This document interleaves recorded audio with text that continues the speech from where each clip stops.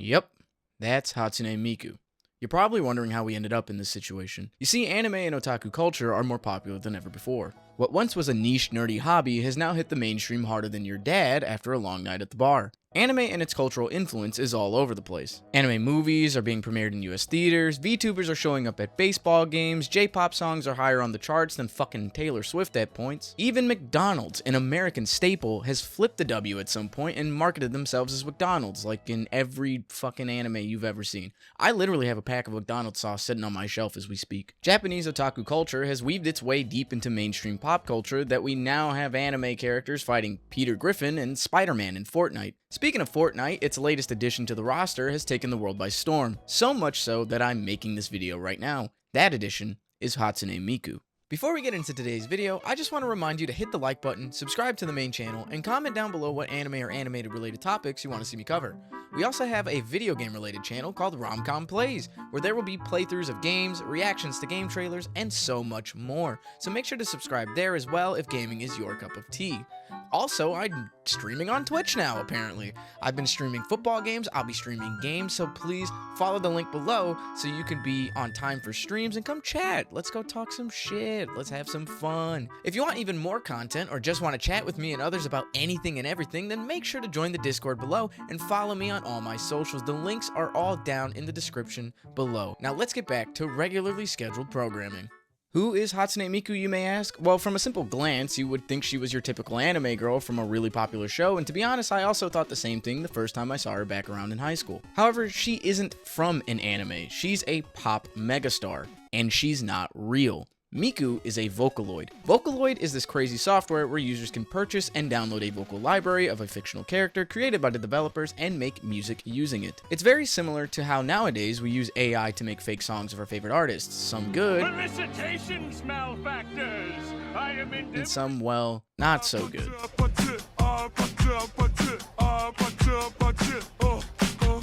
However, unlike the AI songs of today, the music created by its users will forever be cataloged as part of that Vocaloid's discography. This basically means that if I had any ounce of talent in my bones, that I could create a song using any of the many different Vocaloid libraries, and if that song was well received by the public, it can not only end up going viral, but also be played live in concert. Now, how does a vocal library software perform in concert? Well, let's break it down a bit. Each Vocaloid is essentially a character, some of which have lore, but most if not all have a distinct character design and obviously have a unique voice and sound to distinguish them from the others. Using these character designs, the companies behind the Vocaloids and character designs then animate them in the same vein as a regular anime or video game and then use holograms to project these animations to a live audience. The animation and holographic presentation create the illusion of a real-life performer and concert experience so that the live audience has something to look at and I guess interact with. I don't fully understand the appeal of seeing a made-up character perform songs that are easily accessible to listen to online in person and spend money on it, but from the footage I've seen, it does look quite fun even if I don't necessarily get it. This is coming from the same guy that would probably pay like $300 to see Renai Circulation played at the club live by a DJ. I mean, I'd pay $300 just to plug my phone in and play it over the aux, so you know what?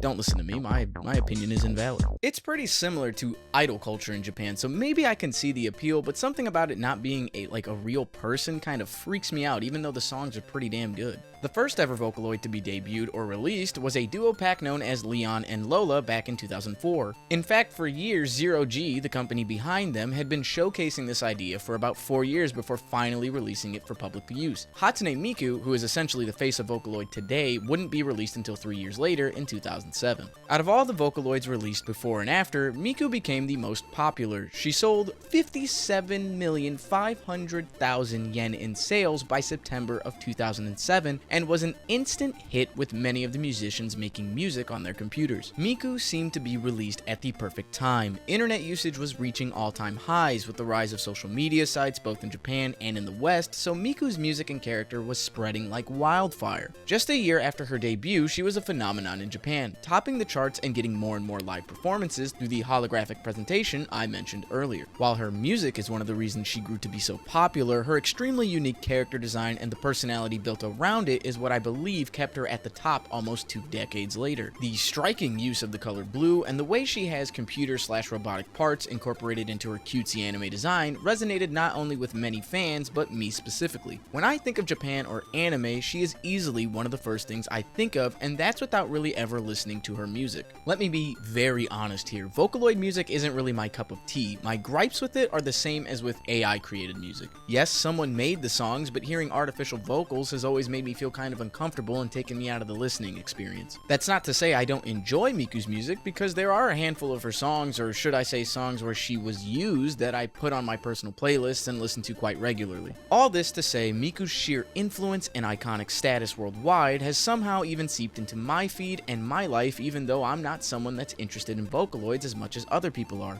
Which leads us to today. Nowadays, Miku is considered an anime culture staple. Her likeness has been featured in actual anime before, for example Baka in Test, Dropkick on My Devil, and even Kaguya-sama Love is War. She even has her own animated movie that just released in Japan this year. There are countless amounts of Miku cosplays online and at every anime and comic convention imaginable. There's merch, there's figures, there's t-shirts, sweaters, everything you could possibly think of, Miku is on it. When people think of Japan, Miku is one of the top things brought up, so much so that Fortnite and its colorful cast of characters now has Hatsune Miku as an addition to the playable roster. With that, Miku will now be exposed to an even broader audience, and has once again gone viral with songs like Miku Miku Beam and her self-titled track Miku getting even more plays than ever before, showing up in TikToks and Instagram Reels all over everyone's feed. There are even Fortnite music videos using Miku's songs and using the emote she has to create said music videos. What fucking timeline do I live in? At the current moment, there is no escaping Miku, and just like how Miku awakened so many people to the Vocaloid and anime culture back in the late 2000s, it would seem that those who weren't aware now may also dive into that culture, and maybe the landscape of otaku culture will change and grow once more. While making this video, I learned more about Vocaloid than I ever knew in my almost 15-year anime journey, and I'm sure many more will expand or even begin their journey thanks to Miku. And that's how a blue robot anime girl changed the landscape of anime, music,